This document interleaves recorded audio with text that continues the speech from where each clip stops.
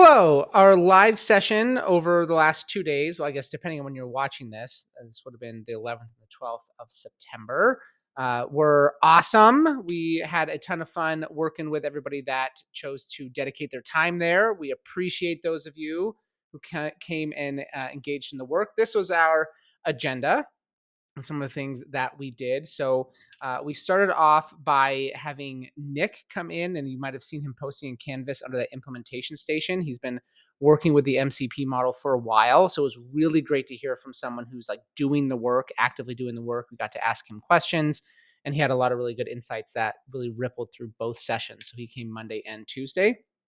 And then we talked about some of that pre-work that was established in Canvas, just that reading with, I wonder if that's going to record.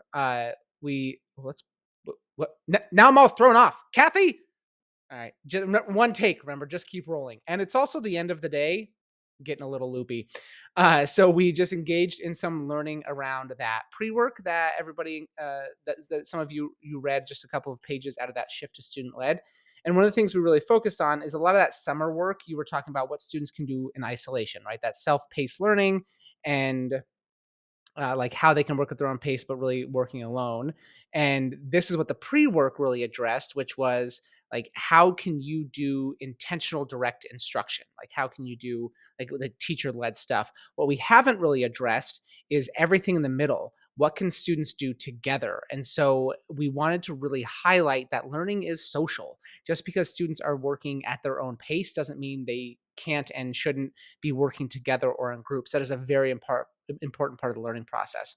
So we engaged in a really brief activity on this Padlet where everybody just dropped in some ideas of what students could do at their different grade levels. So if you're looking for some ways or some ideas, uh, tools, resources, strategies, activities of how you could potentially get students working together on uh, in a self-paced model, there's a really good place to start. But also remember to reach out to your colleagues because they had some really, really great ideas.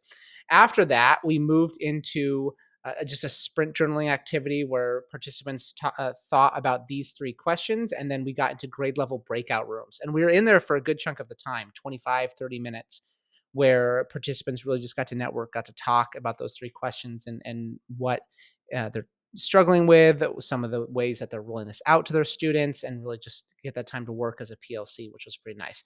Then we came back and we shared. And something that we're really trying to do is encourage people to connect with each other outside of these live sessions. So just because we're meeting once a month doesn't mean that's the only time you need to be meeting. You might have some needs in between those meeting times. So we put together this spreadsheet so that way you could use this as a resource. Like, okay, what are other people working on? And is that something that I might be interested in? I need other 9-12 people to talk to. I need someone who's also using OpenSciEd, or maybe you have some resources on OpenSciEd. You could reach out to this person because they put their contact information on here and said they would be happy to be contacted.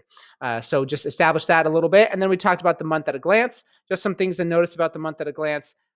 Make sure you're checking out that implementation station and that Stay Engaged page.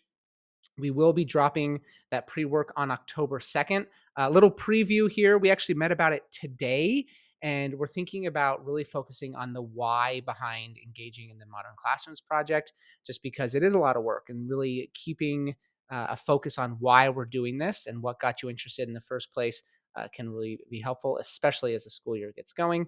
And then something that's going to be a little bit different to back up, we will have live sessions again October 9th at 4 and October 10th at 4:30, both for an hour and a half. And again, we kind of got a good outline today. We've got some plans of what we're doing for the live session already. And then new in October is you'll have access to an asynchronous tech tool PD, and we're going to focus on screen recorders because that was a request coming out of our August session. So as always, please, please, please, please, please feel free to reach out to us.